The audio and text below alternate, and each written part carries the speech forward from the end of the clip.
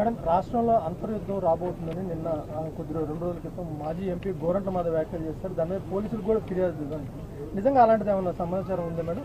అంటే ఆయనకి ఎలా తెలిసింది, ఆయన ఇంటెలిజెన్స్ ఎలా పనిచేస్తుందో తెలియట్లేదు. కానీ ఆయన ఇంటెలిజెన్స్ ముందు వైఎస్ఆర్సీపీలో జరగబోయే అంతర్యుద్ధాల గురించి మాట్లాడుకోమనండి. ఆ అంతర్యుద్ధాల గురించి మాట్లాడుకుంటే ఆ తర్వాత మా అంతర్యుద్ధాల గురించి తర్వాత అతను మాట్లాడవచ్చు.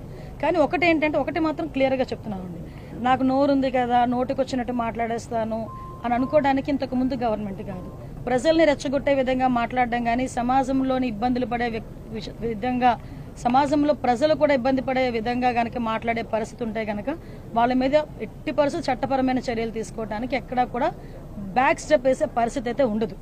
ఒకటి మాత్రం చాలా క్లియర్గా గుర్తుంచుకోవాలి, ఇది మీ గవర్నమెంట్ కాదు. నోటికి వచ్చినట్టు బూతులు మాట్లాడతాము, నోటికి వచ్చినట్టు ఏది మాట్లాడినా చెల్లుబాటు అయిపోతుంది, మమ్మల్ని ఎవడు ఏమి చేయలేడు అనుకునే గవర్నమెంట్ కాదు. ఇది ఎన్డీఏ గవర్నమెంట్.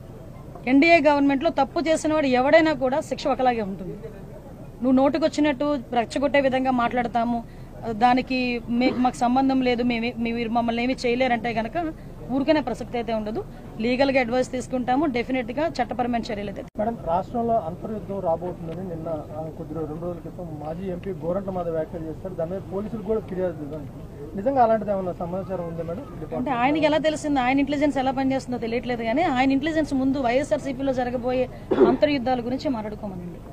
ఆ అంతర్యుద్ధాల గురించి మాట్లాడుకుంటే ఆ తర్వాత మా అంతర్యుద్ధాల గురించి తర్వాత అతను మాట్లాడవచ్చు.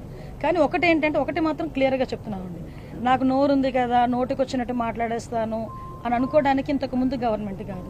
ప్రజల్ని రెచ్చగొట్టే విధంగా మాట్లాడడం కానీ, సమాజంలోని ఇబ్బందులు పడే విధంగా, సమాజంలో ప్రజలు కూడా ఇబ్బంది పడే విధంగా కనుక మాట్లాడే పరిస్థితి ఉంటే కనుక వాళ్ళ మీద ఎట్టి పరిస్థితి చట్టపరమైన చర్యలు తీసుకోవడానికి ఎక్కడా కూడా బ్యాక్ స్టెప్ వేసే పరిస్థితి అయితే ఉండదు. ఒకటి మాత్రం చాలా క్లియర్గా గుర్తుంచుకోవాలి, ఇది మీ గవర్నమెంట్ కాదు. నోటికి వచ్చినట్టు బూతులు మాట్లాడతాము, నోటికి వచ్చినట్టు ఏది మాట్లాడినా చెల్లుబాటు అయిపోతుంది, మమ్మల్ని ఎవడు ఏమి చేయలేడు అనుకునే గవర్నమెంట్ కాదు. ఇది ఎన్డీఏ గవర్నమెంట్. ఎన్డీఏ గవర్నమెంట్లో తప్పు చేసిన వాడు ఎవడైనా కూడా శిక్ష ఒకలాగే ఉంటుంది.